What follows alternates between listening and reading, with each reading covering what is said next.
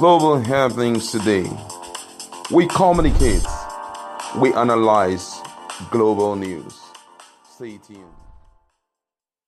Hello, beautiful people. Welcome to Global Happenings today. Yesterday, the ICC officials and the prosecutor himself, that's International Criminal Court officials, were live in Aso Rock. A whole lot of us saw the vice president attending to them. They talked at length. But right now, the president himself have decided to air his conscience and air his views. Spoke a lot on the issue of secession. Spoke a lot on the issue of Boko Haram insecurity, and he opened up on a lot of things. We're going to find out the standpoint of Mr. President, President Muhammadu Buhari in Nigeria, and what ICC is looking at in the picture. Before we go into the news proper to find out what transpired, in Aso Rock between them, I'd like you to subscribe to our channel by clicking on the red subscribe button. Beside it, you will see a bell notification icon. Please go ahead, click on it to get notified as soon as we update our channel on YouTube. But the President Muhammadu Buhari on Wednesday stated that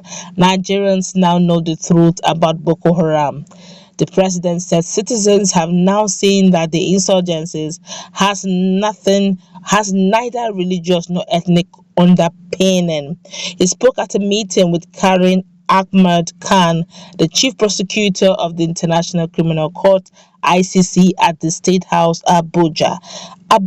President Muhammadu Buhari added that with concerted public enlightenment, it had become clear to the people that Boko Haram was a perversion of religion rather than Islamic ideology. God is justice. You can't kill innocent people and shout Allah Akbar.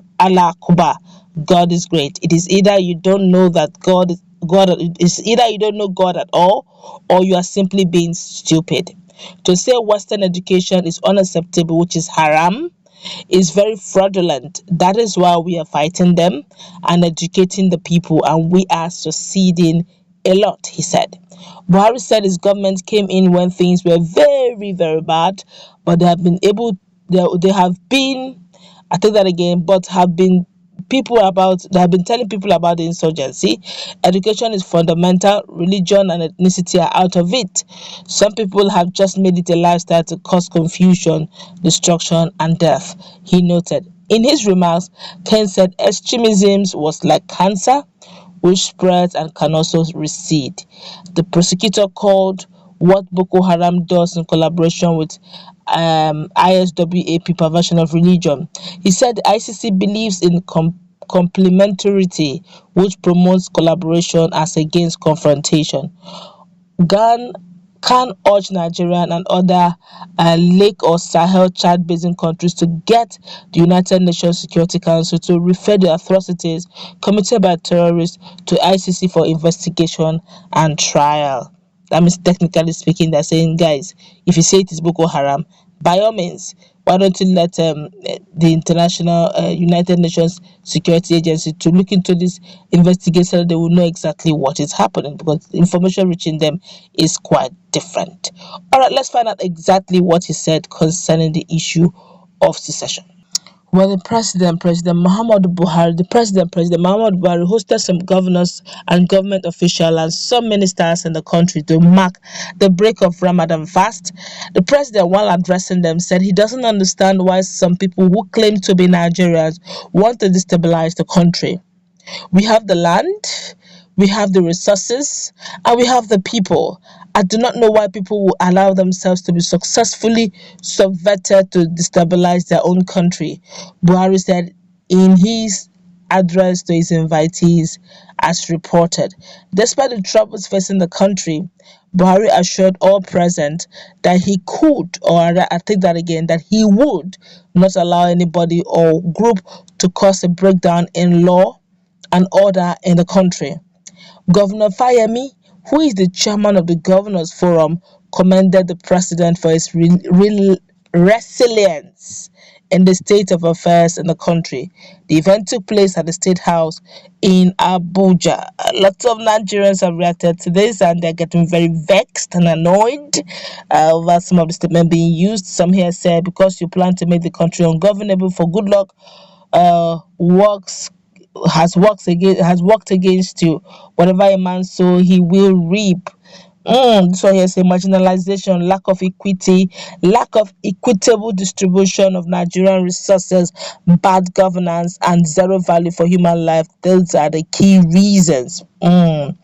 I guess ICC is also listening. This one here is saying nepotism, banditry, bad economy, political instability, lack of development, and bad educational management are the reasons people are talking. They're not restrained. They're really speaking their mind. Another person here said, "You imported Boko Haram and bandit to Nigeria to cripple Jonathan government. So face it." Where did they get that from? I guess Nigerians are adding two and two. I don't know where they got that particular information from. This one here is saying invited strangers and cousins from other republic whose residence is forest and bushes want to destabilize Nigeria. They gave birth to ESN who tries to protect their forest. This is strong. Another person here is saying our president is sleeping. When you allowed your tribes to behave as if Nigeria belongs to them alone, talk to them. Another person here is saying, "You brought bandits and your generation will not be forgiven." My God, these are strong words. Another person here is saying, "Baba, with due respect to you, your position as the head of state and commander-in-chief of the armed forces and the chief of the Federal Republic of Nigeria, please display your great tact and wisdom by settling the foreign Fulanis you brought to fight GEJ, rig the 2015 general election, deport them back to where you brought them from, and Nigeria will feel and know peace again. I beg you, sir, in the name of Almighty God, he and his holy prophet." Where are they getting all this information from? Well, these are Nigerians talking on social media, insisting that this issue of insecurity can be traced way back in 2015. I have no idea how they got their classified information from, because I don't think the president at any point in time have ever agreed or said that he brought in anyone. But a lot of people are talking. Everybody's entitled to their opinion. But let's look at this critically. ICC are here. They've come. They spoke to the Vice President Yemi Osinbajo, and which Yemi Osinbajo spoke to them as well. They talked at length. They said, "Look, they're not here to witch hunt anyone. Okay, they just want Nigeria and Africa as a whole. That Nigeria plays a unique role in Africa, and the sovereignty of Nigeria and the way Nigeria is being run is important to them as well, and also to the continent of Africa as a whole in general." And they also insisted that come what may, the investigation, prosecution should be done with fairness, in mind. Justice also should be served where necessary.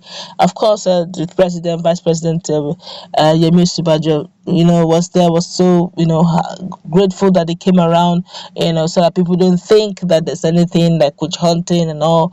And now the president himself, I've also told them that this issue of Boko Haram and insurgents has nothing to do with ethnicity or religiousness, but it's strictly because some, unscrupulous element just decided to hate, their haram. They hate education, Western education, and it is not likened to a particular region. That's not going to wrap it up. Nigerians already voting. You've already seen one or two comments already being made concerning it. Let's interact, please, in our comment section. What's your take on the standpoint of the president and the vice president, and of course, what ICC